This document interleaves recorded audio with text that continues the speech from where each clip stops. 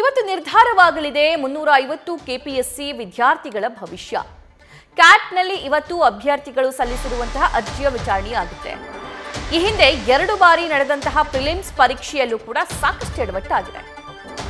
ಅನುವಾದ ತಪ್ಪಾದ ಹಿನ್ನೆಲೆ ದೂರು ಸಲ್ಲಿಸಿರ್ತಾರೆ 350 ಜನ ಅಭ್ಯರ್ಥಿಗಳು. ಹೀಗಾಗಿ ಇವತ್ತು ಕೆಎಟಿಯಲ್ಲಿ ಅಭ್ಯರ್ಥಿಗಳ ಅರ್ಜಿಯ ವಿಚಾರಣೆ ಆಗುತ್ತೆ. ಇವತ್ತೇನಾಗುತ್ತೆ ಅನ್ನುವಂತಹ ಭವಿಷ್ಯ ನಿರ್ಧಾರ ಆಗುತ್ತೆ. ಈಗಾಗಲೇ ಕೆಲ ಅಭ್ಯರ್ಥಿಗಳಿಗೆ ಮೇನ್ಸ್ ಪರೀಕ್ಷೆಗೆ ಅವಕಾಶ ಹೈಕೋರ್ಟ್ ಸುಪ್ರೀಂ ಕೋರ್ಟ್ ಕೊಟ್ಟಿದೆ. ಕ್ಯಾಟ್ನಲ್ಲಿ ಅರ್ಜಿ ಸಲ್ಲಿಕೆ ವಿಚಾರಣೆಯಾಗುವ ಮೊದಲೇ ಪರೀಕ್ಷೆಯಾಗಿದೆ. ಹೈಕೋರ್ಟ್ನಲ್ಲಿ ಅರ್ಜಿ ಸಲ್ಲಿಸಿದವರಿಗೆ ಮಾತ್ರ ಮೇನ್ಸ್ಗೆ ಪರೀಕ್ಷೆ ಬರೆಯೋದಕ್ಕೆ ಅವಕಾಶ ಸಿಕ್ತು. ಇನ್ನು ಕೆಎಟಿಯಲ್ಲಿ ಅರ್ಜಿ ಸಲ್ಲಿಸಿದವರಿಗೆ ಇನ್ನೂ ಹಾಲ್ ಟಿಕೆಟ್ ಸಿಕ್ಕಿಲ್ಲ. ಇಂದಿನ ಅರ್ಜಿ ವಿಚಾರಣೆಯ ಬಳಿಕ ಪರೀಕ್ಷೆ ಬಗ್ಗೆ ತೀರ್ಮಾನ ಆಗುವಂತಹ ಸಾಧ್ಯತೆ ಇದೆ. ಕೆಪಿಎಸ್ಸಿಯಿಂದ ಸಾಕಷ್ಟು ಎಡವಟ್ಟುಗಳ ಮೇಲೆ ಎಡವಟ್ಟು ಆಗ್ತಾ ಇದೆ.